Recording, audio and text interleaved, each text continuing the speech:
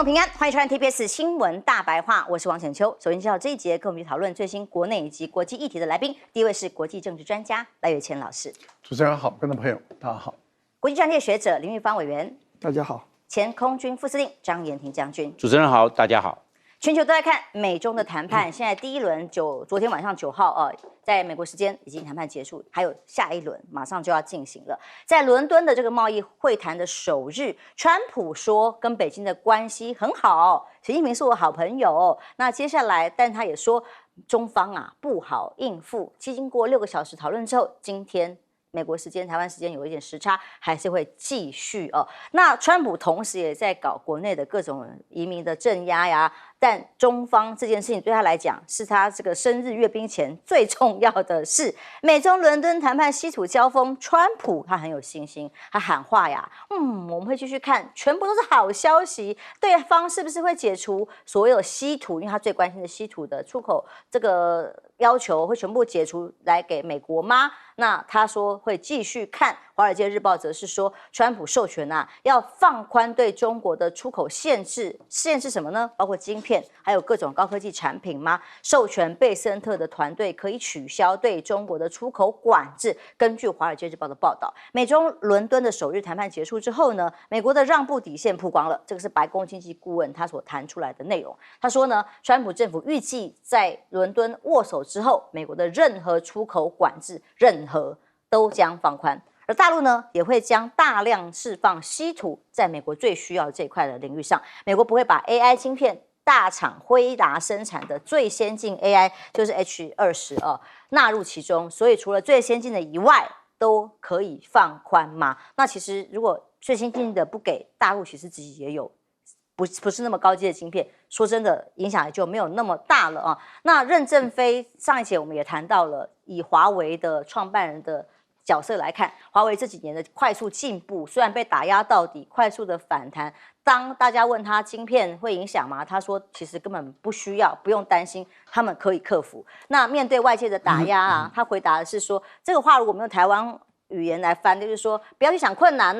去做就对了啦因为他这个说法是大陆用语然后他总之想困难一点用都没有，重点是一步一步往前走，爱不要这样啦台湾话所以当美国的新武器要反击大陆稀土这种牌在互相对峙当中的时候，中国大陆4月的宣布加强对部分稀土的管制新规，被解读叫做外交牌或战略武器。新华社的报道，中国的目标是规范出口，不是禁止出口，目的是促进便利的合规贸易，而非切断正常的商业往来，相对非常的有高度。同时，它也对于所谓的规范出口可以有空间，根据他们目前所规范的法令来跟对方谈判。所以，对付稀土的断货新筹码，美国限制什么呢？以往这两天我们也看到了很多新闻说，我们这个 Bloomberg 报道的以往中国大陆很依赖美国，所以川普这几天就开始进。想到什么就进什么就进什么，就这样可能可以迫使中国大陆妥协。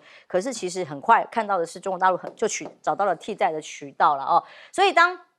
川普关税美国企业最担心的各种的问题一直在焦虑当中，但外媒报道，川普已经要求美国的企业暂停向中国出售核电厂，又来了设备又来了。上次谈的时候是边谈然后边限制别的宣布。那这次也是一样，边说我们双方谈得很好更多的开放，一边又开始限制国内的厂商去出口核电厂。不过南华早报分析对美企来讲，这不见得是好事，并没有办法阻止大陆加强开发的力度，反而会让美企遭遇到很大的伤害，错失庞大的中国市场，卖不了，美企反而活不下去吗？不论本甚至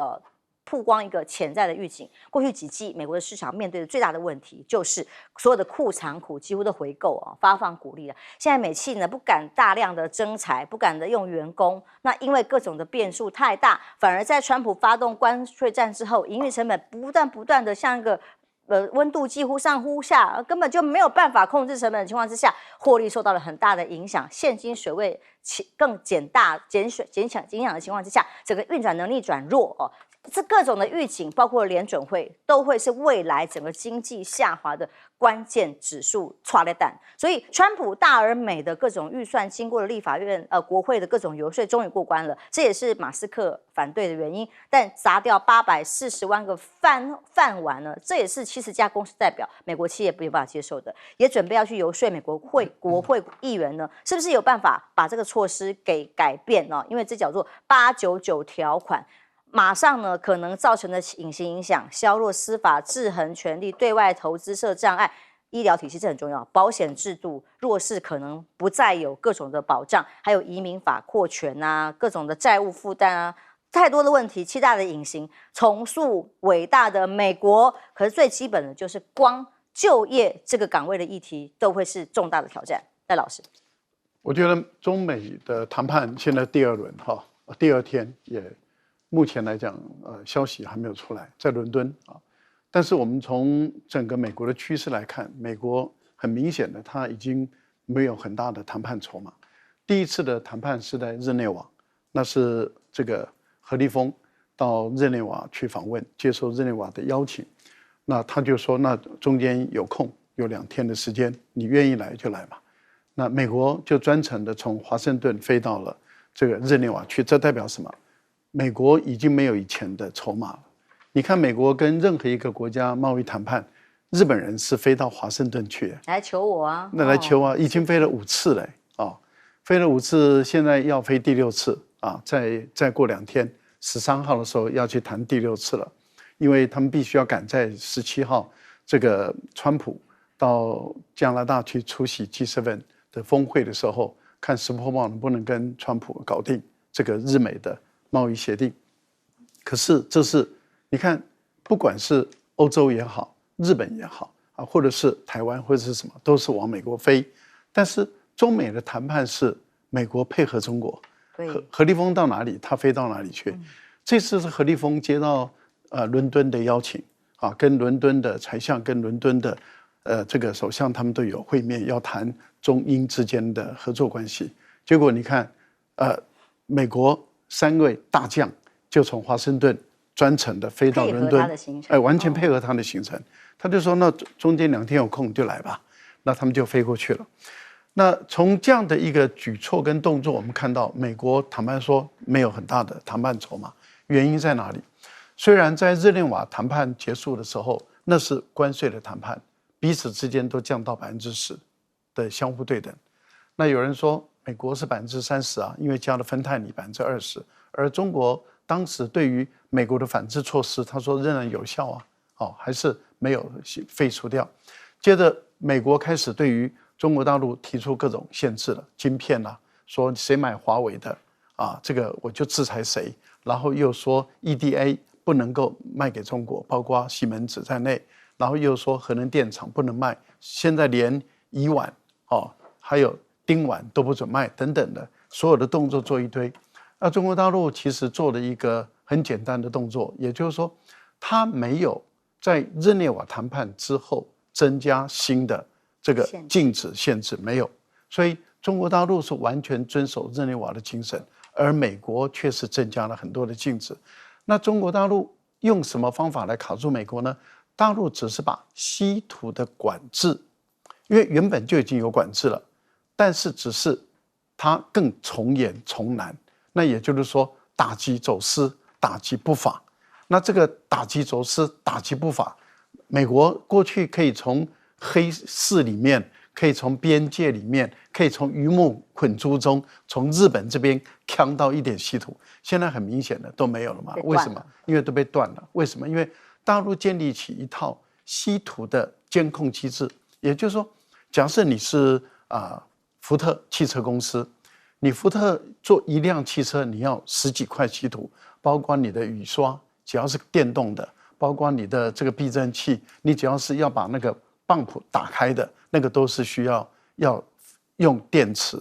就是磁铁了，要去启动它。那现在的情况就是你买不到磁铁啊，因为磁铁都是从中国来的。中国大陆很快的就是我可以出口给你，但是你1年产几辆车，我可以用 AI 人工来去计算，它可以计算出你1年卖几辆产几辆，我只给你1个月需要多少份，或者是你1个礼拜需要多少份，我就给你1个礼拜的份，我就卖给你1个礼拜的份，我不会多卖给你啊。那这样的话，就等于是你处于一个有一餐没一餐的一个饥饿的一个状态。这个对美国来说的话，对川普来讲，他必须要解决这个问题。所以在这一次的谈判中，就派了卢特尼特。卢特尼特就是不准美国的企业跟中国做生意，不准赚中国人钱的那一位商务部长。各位观众朋友有没有觉得很矛盾？美国人不是一直在说，你中国人赚了我很多钱，每年你赚我2000多亿，快3000亿美元。可是大陆说我要给你买1-2千亿的晶片了，你不卖；我要给你买这个飞机的引擎，你不卖；我要给你买东，你不卖；买西，你不卖。你要卖给我的，我到处都可以买得到。你要石油、天然气，俄罗斯的更便宜啊；你要大豆、牛肉，巴西的更便宜啊。你要卖给我的，我到处都可以买得到。然后我要买的，你不卖给我，然后你就说我们的贸易不平衡。你这个脑袋有没有问题啊？这你商务部部长，你脑袋有没有问题？这次要的就是商务部长来参加这个会议，那也就是要来说明清楚、讲清楚、说明白，为什么这个不准卖，那个不准卖。现在对美国人来讲，为什么稀土那么重要？一架 F-35战机要23公斤的铵，而这个铵几乎100%，至少90%都产自于中国大陆。现在大陆就不卖，美国的任何一架战机就做不出来。是，这次中美谈判看起来，川普很乐观，他不断的对外讲话都是哇，非常的有信心。那美股或台股的表现也是对中美谈判很有信心。但是呢，大家也在看，接下来川普可能要访中啦等等的。委员，您认为这次的过招有机会得到双方都赢的结果吗？说完全让大家都满意，大概不容易。而且呢，你碰到川普，他不是一个很稳定的人，所以他的政府里面对他的影响的人，有的是拉扯这边，有的是拉那一边。他在中间，他是翻来覆去。比如说商业部长跟财政部长，他们很多的问题的看法，对中国大陆的处理的方法，他们都不太一样。这样讲啦，这次的谈判，因为前面那一次已经在日内瓦谈了1次了嘛，这算第2次啊，这第2次谈了6个小时，你可以说表示议程很丰富啊，要谈东西很丰富。可是你第1次已经谈完了，症结在哪里，大家都很了解，你也各自回家，有这么多天在做准备了，就再过来，大家还有6个小时。我大概想，这6个小时里面很多个时间。大家是针锋相对、互不相让的，所以整个的来看哦，我觉得川普讲的话里面有一个是我认为是最真实的。然后问他说，他讲稀土问题是不是解决了？美国是不是就可以获得中国大陆稀土了？川普的说法是我们会再看看，我们会再看看，表示他自己虽然一方面讲说我跟习近平很要好啊，我跟中国大陆关系很好。一方面，他说经过6个小时的谈判，他还要说我们会再看看，可是还没有谈完呢。那美国为什么这个时候一边谈一边又放出来说有关核电厂的这些设备啊这些他不会再卖给中国大陆，就表示还在谈判嘛，他还在拿东西出来要威胁中国大陆嘛。然后你看他讲说这晶片的问题，这大概会让步，美国会放松了，不是让步。但是呢 ，NVIDIA 的这个 H20不在其列，不在谈判之列，不在放宽之列。那你这个东西就是美国现在还在玩嘛，他还拿东西出来说，我这个不会给你了，我这个东西也不会给你了，这2样东西对中国大陆都很重要。那你说所以你说这个谈判到最后说会不会非常顺利？我是不认为的，不容易。所以这个也是为什么稀土的问题中国大陆的态度，坦白讲，第1次应该日内瓦谈完以后，中国大陆有相当程度的用默认的方式来同意说放宽，可是回去以后其实没有做什么动作，因为他想这个就是我一个保命的东西嘛。当然你可以说药品的原料也是一个啦，但是真正最重要是稀土，是他要抓在手上，不要轻易的放。因为他晓得我这东西只要放出去我就收不回来，那我就前面的路就会变得前途维艰了。所以我这2国之间不是只有单纯的经贸问题，有军事的问题，有外交的问题，地缘政治的问题，这些整个气氛都影响到双方在谈判时候的心情、那个氛围，以及川普最后的拍板定案。所以我只能说，中美之间最近股票的反应是好像很乐观哈。真的。我如果跟川普这个人打交道，大概你很难很乐观。你今天乐观，明天可能就不乐观，因为他的做法就是上上下下拉扯，是他的个性如此，或他对事情没有把握，或者他有时候也不了解自己在干什么，我不晓得。不过他觉得跟中国大陆谈判是一件很不容易的事情。那我可以跟你讲，跟川普这样的人谈判哦，不仅不容易，而且不可信啊。他天天在翻来覆去也在变嘛。不过我要讲的就是说，你说核电厂的设备以后不卖给中国大陆，你知道中国大陆现在有多少核电厂吗？已经在运转的那个机组了，核电厂机组大概57台，那现在正在新建大概28台，随时都有一些都会先完成，还在其他的这个102台里面，其他的大概还有几十台是已经审核完，大概很快就要再动工了。中国大陆已经累积了很多建造核电厂的这样的一个经验。他将用核电厂这个生产的这个电力，在全世界它排第3呢。它是在这个核电厂这方面，它算是个大国。我不相信说他搞了这么多年核电厂，累积了这么多这样的一个所谓的生产、建造、生产、运作的经验，说美国一句话就把它给堵死。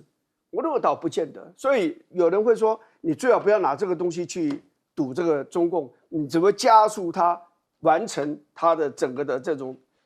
设备的获得。我认为是有道理的。是我相信投资人的心情是相信川普投顾不会让自己亏钱啊。将军怎么看呢？现在包括了最重要的是国防的对峙，各种的精准的物资的需求，现在谈判的关键。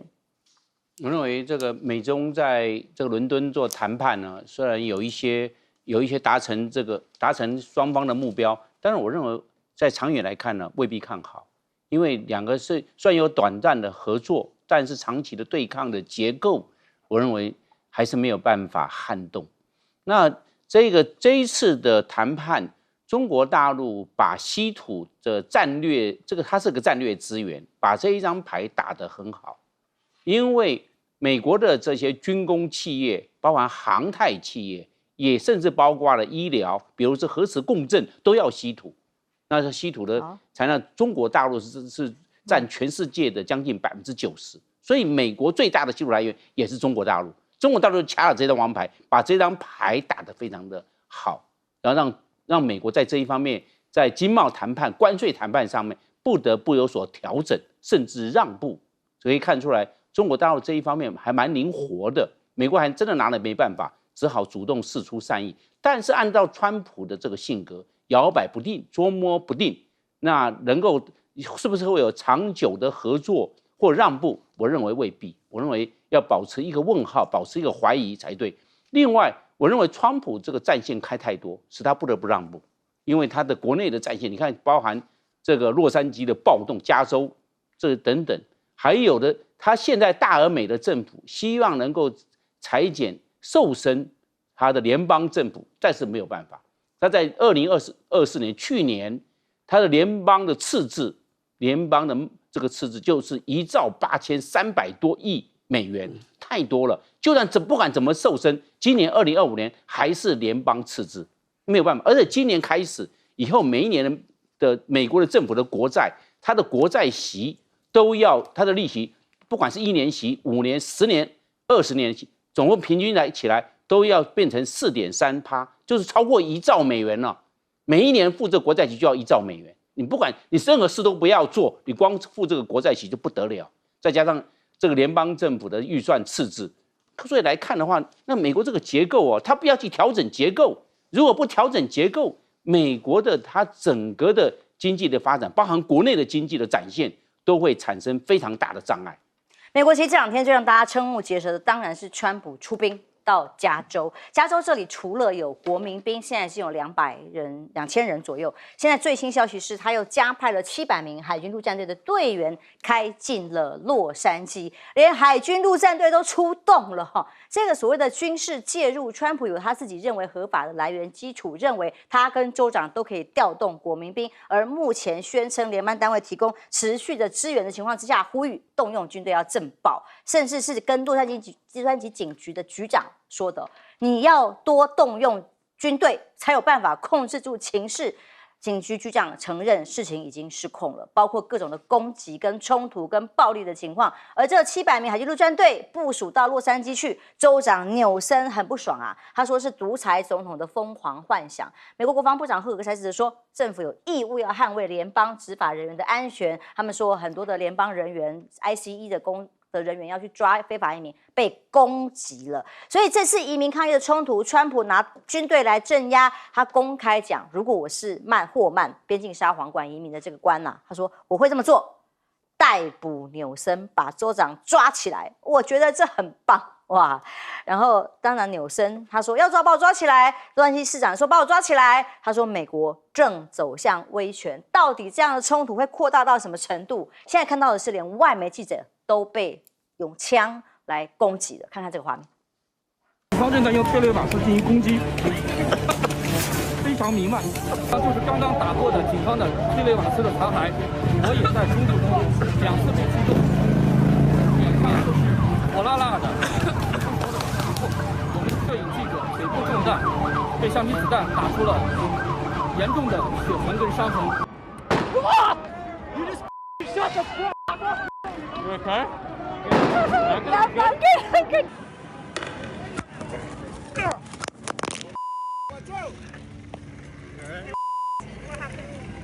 Just got shot in the head.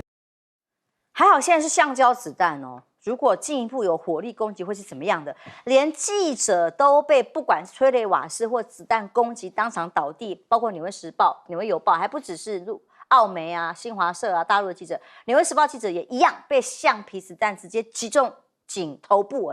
这里当场倒地。为的是什么？为的是说要打击非法移民。川普说第一次要在美墨边界军事区进行拘留，这个所谓的一定要把移民骚扰之乱围捕到底不可，当然也跟在民主党的深蓝州当中的竞合有关系。纽约时报分析认为，这次的冲突根本是川普一直在等的机会啊！他的核心政治议题呢，在深蓝州跟主要的对手展开对决。这一次呢，纽森是成为英雄，下次成为跟他对手的总统候选人，还是被他打成 loser， 就看这一仗。所以大家都会演很大嘛。然后川普形容纽森是扭渣，然后长期把他当作攻击对象啊，他说他很无能啊，笑他。我是蛮喜欢他的啦，但是真的很无能，骂人可以这样骂，这个是总统哦。然后所以当移民跟海关执法局局长承认正在围捕什么，被媒体问到的主持人问他，他说被逮的 ICE 特工所逮捕的人都是有犯罪记录吗？像你们所形容的一样？他说绝对不是，很多是没有任何犯罪记录，但问题是他们可能都没有合法，他们都是非法的移民。那所以洛杉矶反 ICE 的暴乱，现在很多是合法的移民站出来了，不只是非法的移民了。那么高喊口号，继续骂川普。看看现在画面。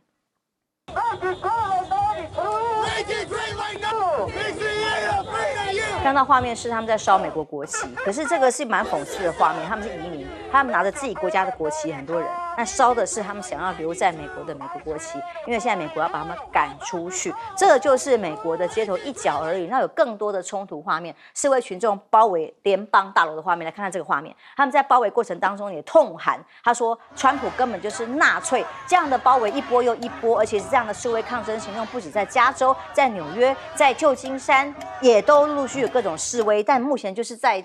加州的部分是最激烈的，加以镇压。有不具名的示威者说，把川普指成是白宫里的纳粹，主张白人至上是这次的问题，所以很多共和党人也许支持哦。白人至上不应该存在一个多元种族的自由的美国。还有拉丁美洲裔的移民，他讲出他心里最痛的一句话，听他们怎么说。Y'all told us to come here for opportunity. We came, and then now it's like, oh, no, you have to leave. But when I was the working class, y'all loved me, right? But now that we're too many people, what's the issue? 就当年需要我们来帮你们打工、做工、人力劳力的时候，要我们来啊。等你们觉得不需要我们，还是我们变社会的有影响力的人的时候，就要把他们赶出去了吗？那加州是反对这种，他们是愿意庇护这些移民的，以至于跟川普政策完全抵触。那加州抗议啊，要各种的抗议还在进行当中。但马斯克的角色有意思啊，这是不是一下子可以转移他们两个人这个情变分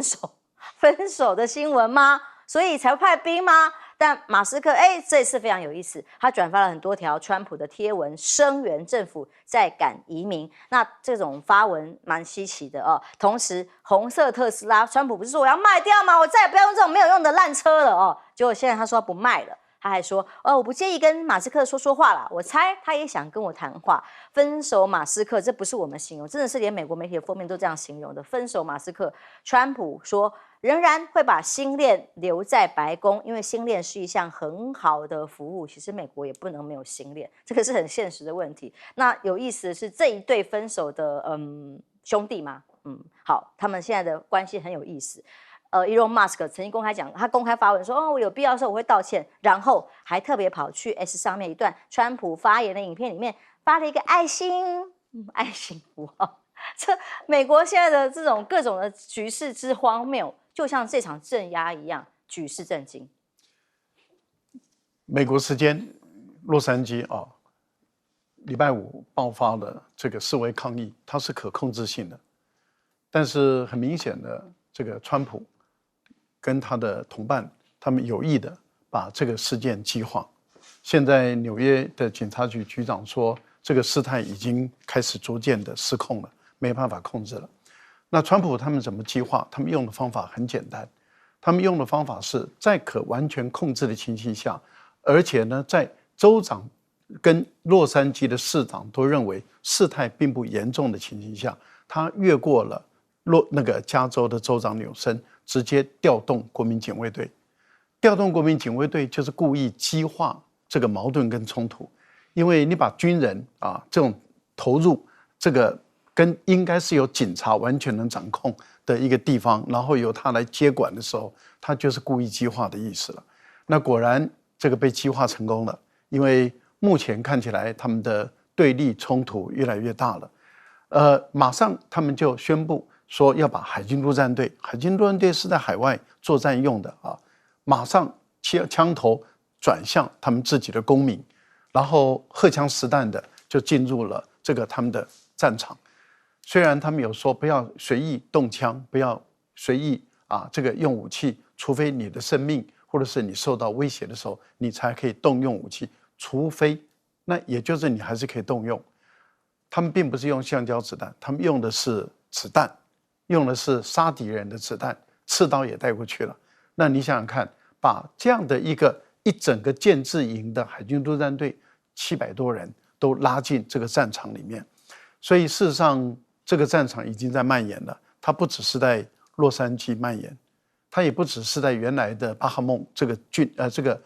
地方在烧开，它在洛杉矶的每个地方，它已经烧到美国的很多的城市，德州也发生了，纽约也发生了，我们看到西雅图也发生，很多地方都烧开了。这个就是川普要看到的结果。川普为什么要这个结果？川普要把这个事件烧大了以后他有2个，第一个掩盖他从上任以来到现在一事无成的无能。第一个，你看没有人在关注俄乌的战争了。俄乌的战争，事实上俄国的报复行动比以前更加的激烈了。一个晚上出动470几架无人机去对基辅、对各地方进行轰炸，但是没有人报道了。美国人政客也不关心了。川普说让他们打一阵子吧，为什么？因为他无能力调解。你看以色列杀这个加沙地区的巴勒斯坦人已经杀到红眼了，而且部队就是已经开进去了。但是问题就在于美国人大学有没有人关心？没有人了，大家都关注在这个议题上。马斯克本来他们情变的消息讨论好多天，现在变这样一个角落了。但因为马斯克的问题是在于，这也是川普的无能他的团队里面，你看国家安全顾问被出了一个泄密案，被调到当联合国大使。马斯克跟他闹翻脸，然后开始丑闻越来越多，而且丢出来的都是炸药性的丑闻。这样子斗下去的话，马斯克有本事哦。马斯克在 MAGA 里面的支持度不亚于川普的支持度，所以他已经要另组一个新党。你看两个人斗到这个情形下的时候，突然间，给他们一个媒介，就是马斯克在他的 X 上贴了2个文。一个就是川普的文章，一个就是范斯的文章。川普马上就是说，我可以跟他打电话，可以跟他见面，两个人好像在寻求和解。整个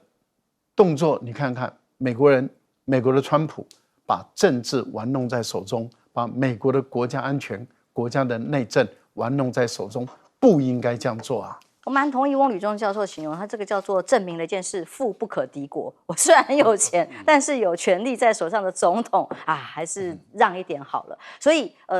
委员，我们现在看到的是一个美国最核心、基本的价值的一个破坏，最基本的人权的价值啊，所谓多元种族的公民啊，现在川普直接拿军队告诉你，我说了才算。2020年，因为乔治·弗洛伊德的死亡所引发的这个暴乱比这次还大，但是呢，那时候总统也是川普，有没有动用军队？没有，他是要求各州要派国民卫队，后来也的确24个州加上哥伦比亚特区就派了，也大概不到2万人的这个国民卫队嘛，他这一次就要用军队，我认为他有一点，这一次我觉得他比第一任的时候更加有决心，更有信心，说他要处理所谓的非法移民的问题，在法律程序上也是。第二个，我觉得他是要为自己扩权，他要创造那种政治那种氛围，那个环境，就是说民主党一蹶不振，他现在就是在垄断很多的权利啊，但是这次我们讲这个洛杉矶的这个暴乱，你看哪最多的国旗的那个旗子不是美国国旗，墨西哥的国旗，你知道为什么？1847年的时候，美国跟墨西哥打了一场战争，割让了一大片土地给美国，其中很大的一片就成为加利福尼亚州，就是被美国所占领了。所以在加州的很多墨西哥裔的人，甚至不是墨西哥裔，是墨西哥旁边的 Latinos， 那其他的拉丁裔的这些人，都觉得你这个土地本来就是墨西哥，不是你的。那我们只是来这边打工，而且我们很多也成为了合法的居民。那你怎么对我们非常的歧视呢？刚才那个移民讲的是很对的，他说你们以前需要劳力的时候，那些出工都我们在做啊，所以现在就不需要我们了。我跟你讲，做过民调，美国做过民调，最新的民调里面有大概70%的美国人说，那些非法移民做的工作又流血流汗那样的辛苦，他们是不会去做的，又低薪，对不对？都是他们的钱去做。所以你说你真的把这些非法移民大概就11200人左右了啊，不，这1100多万人了。你如果把这些人全部赶回去了，我告诉美国经济真的是会非常非常的惨。你知道南部、中西部很多农场，番茄没有人采了，酪梨没有人采了，葡萄没有人采了。我告诉建筑业的苦差事也没有人采了。所以我觉得共和党政府就是川普啊，你们现在在对付这个所谓的非法移民的时候，你们要想想看看人家对你的贡献。而且美国也做过民调，多数美国人认为说，这些非法移民只要他们没有犯罪，不要逮捕他们，不要遣送他们。你川普今天做的事其实违反民意的。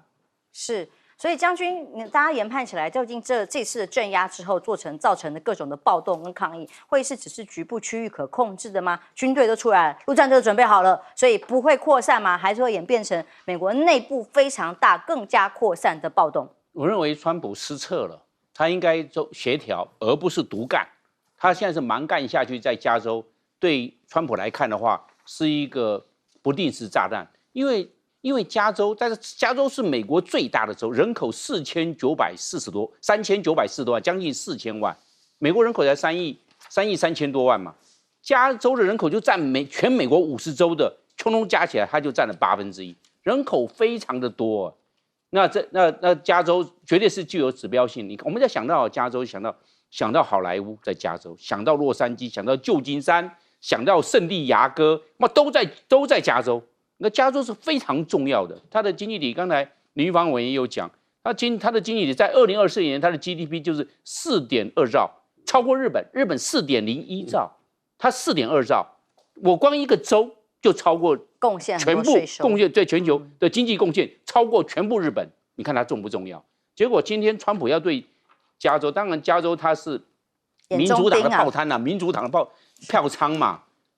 这个川普是共和党嘛，看起来这样，但是他还是民主重在协调，而不是蛮干。现在川普选择蛮干代替协调，我认为他失策了。第二个，我们看这个加州加州的选举人票非常多，我们总共538张票嘛，538张选举人票的话，加州一个州就占了54票，54票他一个人州就占了全部的50州里面的加起来，他就一个州就占1/10，非常重要的。所以自由时报他现在动乱，那这个动乱我们知道，这个加州的这些制造业，加州的还有它的我们讲到的这个晶片，在加州的晶片，还包括加州的这个包含它的航太业，有一部分在加州，都是非常重要的指标性的。那现在加州有一些状况，有一些动乱。我认为川普的这种铁腕政策弄错了，因为毕竟美国是民主社会，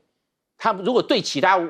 外国，他可以这样蛮干，但是对美国内部他不适宜蛮干因为所产生的反弹的效应会非常的大加州的经济体占全美国的1/7，因为美国27兆，但是加州就4兆了，就将近的这个1/7的，这体量非常的大。我认为都会对川普总统，不管在政治面，或者经济面，或者社会面，都会产生不良的效应。世界哗然，但不知道接下来加州的暴动会是怎么样的收场，有如他的如意算盘吗？其实现在世界很多的现象都让大家觉得不可思议。日本这个消息呢，其实2个多礼拜，将近3个礼拜前就已经发现了。为什么日本会缺米？大家觉得不可思议，可是缺了3个礼拜了，居然我们看到这个画面是日本鹿儿岛周日发政府储备米。结果呢，一大堆人排队像光是首尔有个鹿儿岛市的一家，在首府不是首尔，首府的鹿儿岛市的超市还没开门营业，居然日本人民众有1200多人以上的顾客开始排起了长龙，等着领米不是有灾情，不是有天灾地变，不是有任何状况，就是除了产量不足，然后先前说可能观光客很多人来把米吃光了等等，想不到日本作为一个岛国，土地资源有限，粮食自给率低的情况之下，居然今天让日本人必须要这样漏夜排队倒币潮米店怎么回事？发生什么事？天灾人祸，天灾的部分现在呢？当然是不是之前的这个日本的漫画作家龙树亮先前日本政府因此还怪其他的国家，怪台湾我们在散播他的谣言吗？就这个漫画里头讲到我所可预见的未来里头，他的梦境预言可能之前3·11大海啸新冠病毒预言今年7月5日会出现巨大海啸这件事情，引起了很多的讨论。那现在呢，他马上有新作品《天使的遗言》要出书了，要告诉大家真正的讯息是什么，大家也在等。但无论如何，日本现在处境蛮艰难的，包括经济的困境，经济指数不佳，政局也不稳定，包括的日本的首相现在面临马上的选举之外，他们的谈判到底如何？可是真的看起来还是比台湾透明啦，因为官员谈完之后，现在被说是第6轮了谈判完之后呢，马上这个日本财政再生首相赤泽亮也16号、13号之后还要再次访美，他会清楚大部分的来告诉日本人说我们要谈什么，这是第7轮，然后第6轮，然后谈什么，直接进行会谈，包括日本的首相跟美国领导人川普直接对话都准备要进行的。但他怎么说？他说日方要求美国检讨关税要美方必须全面撤回关税真的是这样吗？外电的报道，日本首相这个首席谈判代表赤泽亮，他是这样，他说这种扩大贸易、非关税壁垒、经济安全这种合作是我们重要必须讨论的议题，但是美国的一系列关税却让人很遗憾。日本强烈要求他必须检讨关税，就等于要求美国全面收回关税政策。然后同时他之前不是讲了吗？包括食安等等议题，我们不会让等等的。哇，这样当时还有米就是美国米可以进口到日本等等的话题，他也说他们不会让。那像这样的谈判，相对的也为了国内的选情必须要所因应啊。那共军呢？这是第一次很罕见被形容很罕见的画面是，居然大陆的山东舰、辽宁舰双航母直接逼近了日本。这个是日本防卫省，每次这个很多的消息都日本比我们都更紧张嘛。这次是发生在日本旁边，他们更紧张了。防卫省直接公布9号公布的共军南部战区的海军山东号，7号先出现在宫古岛南方。9号进入冲绳，然后接下来跟辽宁号越来越接近，来在日本东南方这里汇合啊。这是第一次发现2艘航母同时这样子汇合，出现在第2岛链这个位置，东西一起汇聚。那么模拟拒止美军介入吗？军事分析认为，这个动作就是在反介入区域拒止。那跟日本当然也息息相关，跟美国的剧本里日本角色有关。这第2岛链的机动空间，以台湾突发事态为想象的作战情境，可能会有的发展。而中国的这2艘航母首度出现呢，日本自卫队则出动了雷这个护卫舰跟 P3C 的反潜舰去因应。他特别对外还有发言哦，说这个已经透过驻北京方面的大使馆去沟通，视情况采取进一步的适当措施，不过没有谴责，也没有负面的语言。那这当然也对于整个区域部分，日本他所扮演的角色，他先前也讲啊，他没有完全按照美方的要求去介入整个战局等等的。那到底美国要收他多少军费还不知道嘛？哦，戴老师，日本的缺米坦白说，我们都觉得真的是不太理解啊。对啊，因为日本的人口虽然是台湾的5倍多了哈，快5倍。台湾也没办法满足日本的米的需求哈。虽然我们台湾人现在米吃的越来越少面食吃得多啊，但是问题就在于，日本缺米，他们刚开始的时候先怪在谁呢？怪在观光客，说太多的观光客来了，把我们的米吃光了。但是观光客并不是突然间一天你就有一堆有几千万人涌进去嘛，它是陆陆续续的。可是当你发现说你的米的存量有在减少的时候，你要不你就是扩大进口米嘛，你可以跟越南、泰国这些米产大国去跟他们沟通协调，或者是说赶快。所以我们之前那个奇怪的蛋进口嘛，台湾也有奇怪的蛋进来啊，然后这个公司的这个资本额很低，而且从来没有干过这种事，也可以进口，也可以承标到政府的好几亿的预算哦，这个不简单的，这只有绿营的政府。主张台独的政府才干得出来的啊，不然的话，一般来讲，国民党执政的时候，再怎么样都规规矩矩的啊。可是日本都会出现缺米，不可思议大家都觉得好奇怪，到底怎么回事？那因为他们没有这种搞台独的这种这个用几十万就可以作为一个资本额去调度几十亿或者上百亿的米进口嘛因为没有这个肥水。所以就没有人玩这个把戏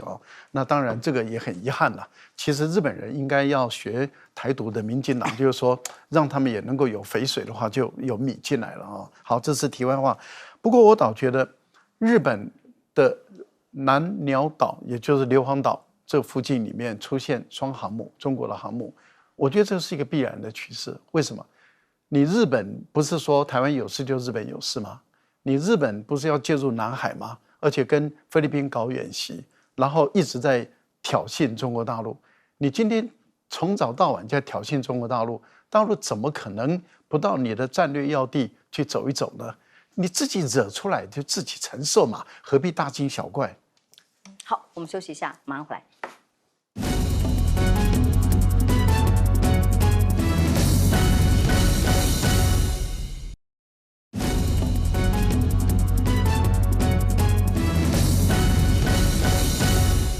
各国美国的关税谈判其实陆续都在进行，除了大家很关注的中国大陆之外，其实日本也是，那还有其他东南亚国家。那日本这一次已经是第6轮了，那看起来日方对国内要讲得很硬啊，那可是却国内很多基本的问题却没办法解决，例如米。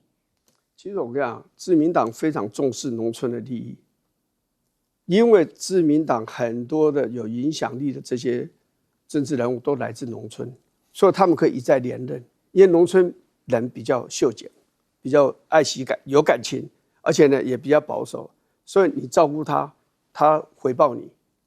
所以这里面有一个问题，就是说，第一个先讲气候，真的是对全世界影响，日本也逃不掉了。很多的稻米的这个收成不好，跟气候的变化都有关。种菜种水果的人种米人都会有感觉。第二个原因是我刚刚讲啊，日本的政府尤其自民党要照顾农村的利益，很重要一件事，米价不能太低，所以有一个鼓励你减产。减产的结果，米价才能保证高，农村的收获才多嘛。我没有种很多，但是我的收获不错，这个就是自民党要刻意的讨好农业地区，没有想到这个出问题。过来的确跟观光客是有关啦。日本的观光客我查了一下，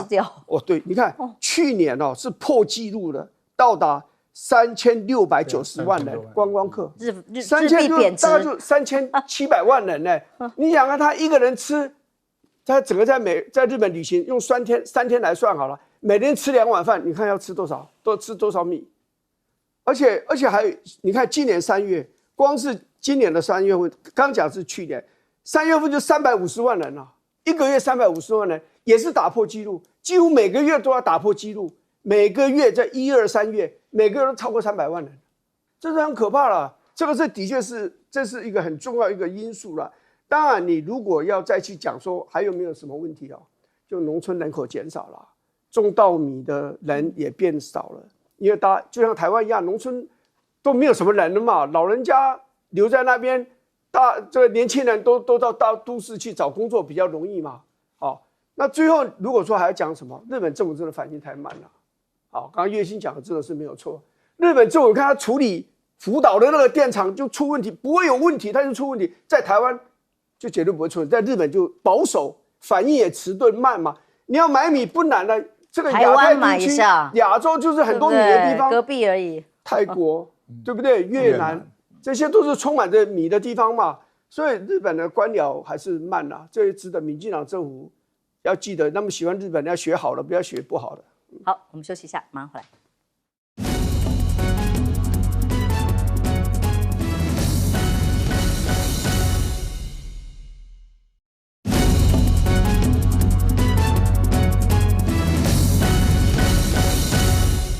2艘中国大陆的航母第一次到了第2岛链这个位置会合，也引起日本高度的关心跟紧张。那现在它在第1岛链跟第2岛链，尤其是辽宁号的航空母舰到达第2岛链，因为它在南鸟岛，在南鸟岛的经济海域，那是南鸟岛是日本的。然后这个山东舰它又在西南，在它的西南方，就变成也到达到第2岛链位置。所以中国大陆这个现在在实施的是反介入跟区域拒止的这方面的演练，然后它有3个战略主角的这个防线。第一道的话，我们知道美国航母过来都要从本土越过夏威夷，然后向西过来。那第一道主炸的话，就是它的导弹系列，导弹打航母。你不管是东风26或东风25或东风妖怪，它导弹打这饱和攻击，对航母实施攻击。那航母继续靠近的话，就是航母对航母。那中国大陆山东号或者辽宁号2艘，将来有一艘福建舰出来的话，变成3艘做第2道主炸，对美国的航母向前推进的话，做第2路炸，顺便威胁到关岛。